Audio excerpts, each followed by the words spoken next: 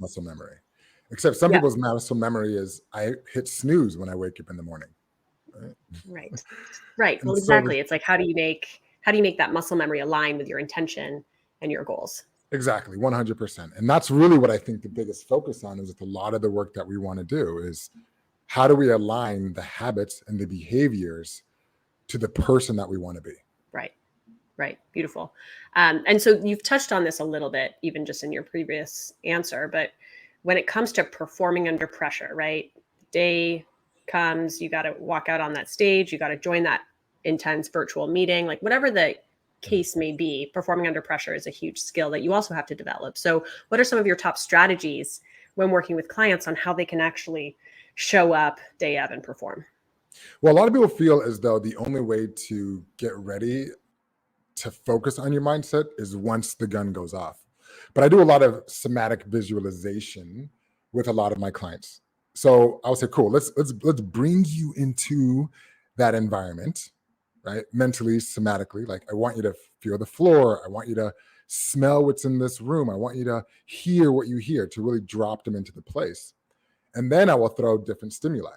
So now I want you to imagine you're walking on that stage. I want you to imagine that you are meeting with this client. And then from there, I then put them into that place. And then I'm able to identify their emotional state. And I'll ask a simple question. You're about to get onto that stage. How do you feel? And they might say, ooh, I have anxiety. What most people don't realize is that anxiety and excitement are the exact same two similar emotions, except anxiety is imagining negative outcomes, while excitement is imagining positive outcomes. So to switch that, I say, okay, before you even walk into that room, I want you to list 5 things that you are the most excited about or looking forward to as you're walking into this situation. Because at that moment, there's a negative loop happening in their mind. And by switching that within the somatic visualization, they're now learning tools and strategies on how to get into the right optimal state when that situation actually comes up. Now, the cool thing is with somatic visualization is you can literally do it right here. You can literally do it from anywhere. You can practice and get that repetition long before you actually get on to that starting line. Right. I love that you bring that up. I used to do that. Actually, it's interesting. I still do that. Like as a dancer and a gymnast, I had this whole ritual the night before the competition or the performance, and I would go through my routine in my head. I would imagine from my perspective, like what the audience would look like, the lights, how it would feel. And I still do that to a certain extent before presentations and keynotes and such like. Do you also do you practice what you preach? Oh, I practice what I preach, but I've done it so much now Yeah. that it becomes a habit. Like I know right now, what do I need to do? Right. Right. I just did a breathing pattern that dropped any type of anxiety that I may have had. And so what you're not seeing is the internal practicing of the repetition of now I know the mechanisms to put myself in to that optimal state that I'm trying to be in for any moment. Right. Right. Which brings us back to what you said earlier about building those new habits and that muscle memory to support you so that you can do it right like that. But that's interesting though that you say this, because a lot of people ask me, how do you build better habits? Yeah. Well, the problem isn't actually our habits, because the moment we've actually been able to get that habit, it's no longer an issue. We don't have to think about it. What people are really saying is 2 questions. One, how do I make sure I'm taking the right actions? And the more important question is, how do I stay consistent? Right? That's the biggest challenge. It's not habits. Like that Nike thing, just do it. Well, if it was just do it, I'd already be doing it. Right.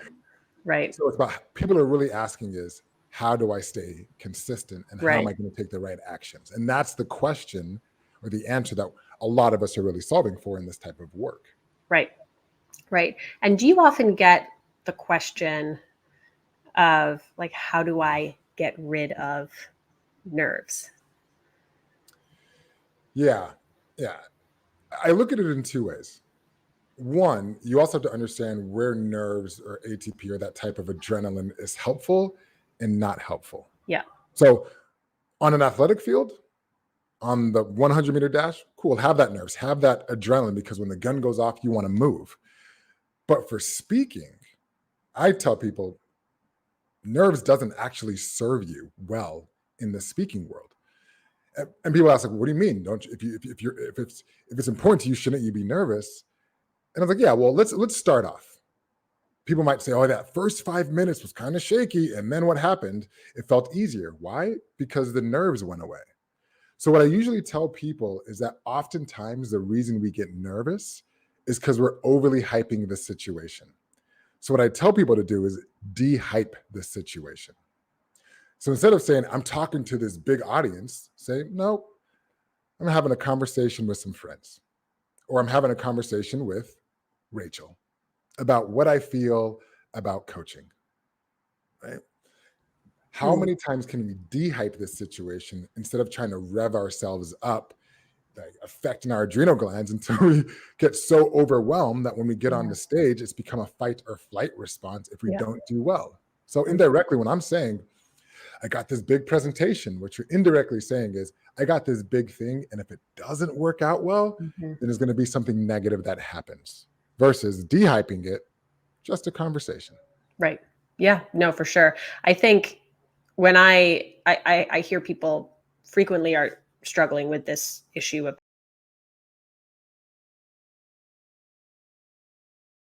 can help is there's a difference between getting like having the nerves disappear and not expecting to ever have them versus learning how to acknowledge that you might be nervous, understand why, and then, as you said, have some of these strategies to de-escalate or de-hype.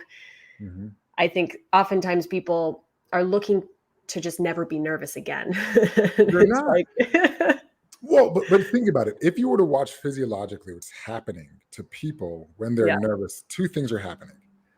Either they freeze up and they stop breathing, or they start to do panic breathing. Right? So it's almost imagining yourself in a swimming pool, and you're trying to have a conversation, but you're like, I'm trying to grab air. Right? And that's what's happening.